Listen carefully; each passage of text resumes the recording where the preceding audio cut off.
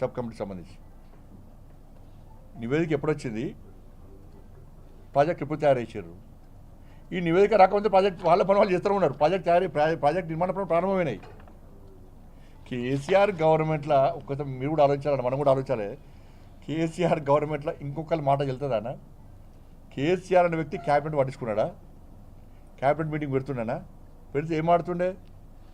చాలా తాగిసి పంపిస్తుండే. కేసీఆర్ అనే వ్యక్తి ఇంకొకరి మాట వింటుండనా? ఇవన్నీ తప్పే. సబ్ కమిటీ తప్పే, క్యాబినెట్ తప్పే, ఏకఛత్రాధిపతి నిర్ణయం, ఏక్ నిరంజన్ కా పార్టీ, ఏక్ నిరంజన్ నిర్ణయాలు అవన్నీ కూడా. ఆయన చెప్పింది ఏదైనా ఆయనే చెప్పుకునే నేనే పెద్ద ఇంజనీరు, నేనే పెద్ద డాక్టర్ అని. కోవిడ్ వచ్చిందంటే డోలో వేసుకోమన్నాడు. కాళేశ్వరం ప్రాజెక్ట్ నేనే కట్టాడు. ఆయనే పెద్ద రైట్ అని తుపాకీ టోపు పెట్టి ఆడ ఫోటోగుతారు ఏదైనా ఫామ్ హౌస్లో. మీడియాలో పెద్ద బ్రేకింగు, మొత్తం షేకింగు, ఫ్రంట్ పేజ్ ఫోటోలు. తుపాగ్రామి టోపు చేయడు, చెల్ల కట్ట తీయాలి ఉన్న రోజులు.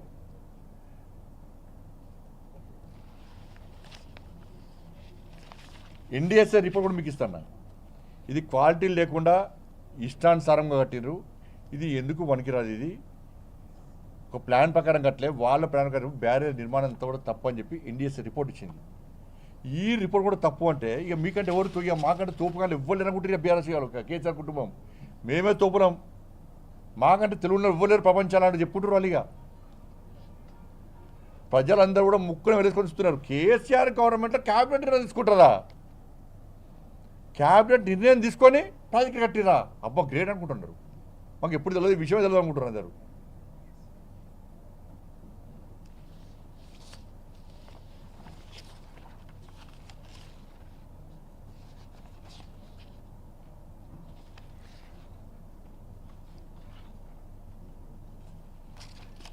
కాబట్టి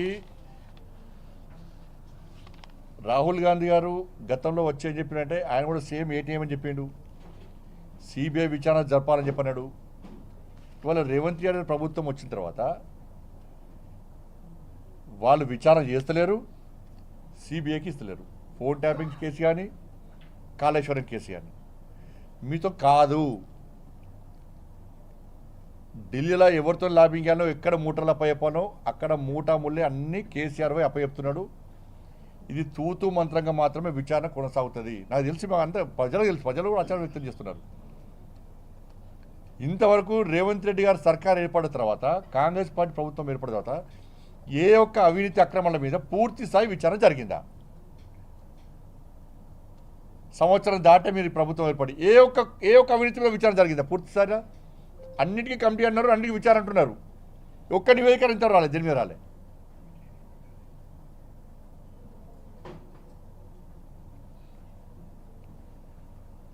కాబట్టి దీని మీద సిబిఐ విచారణ జరపాలి. దీని మీద సిబిఐ విచారణ రాష్ట్ర ప్రభుత్వం కోరాలి. ఈ రాష్ట్ర ప్రభుత్వం మీద మాకు నమ్మకం లేదు. కేసీఆర్ కుటుంబం అవినీతి మీద విచారణ జరపడానికి కేంద్ర ప్రభుత్వం సిద్ధంగా ఉంది. ఫోన్ ట్యాపింగ్ విషయంలో కానీ, కాళేశ్వరం విషయంలో మీరు సిబిఐ విచారణ కోరాలని చెప్పి భారతీయ జనతా పార్టీ డిమాండ్ చేస్తున్నది. రాహుల్ గాంధీ గారు ఆ రోజు మాట్లాడారు, ఈరోజు ఎందుకు మాట్లాడతలేరు?